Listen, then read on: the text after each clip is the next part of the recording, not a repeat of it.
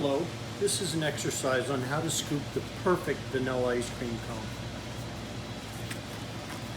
I will be showing you how it is done.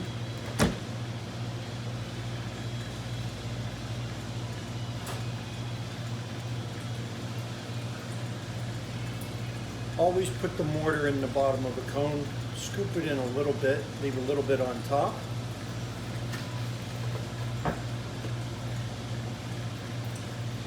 A beautiful scoop of ice cream, and voila, the perfect scoop of vanilla.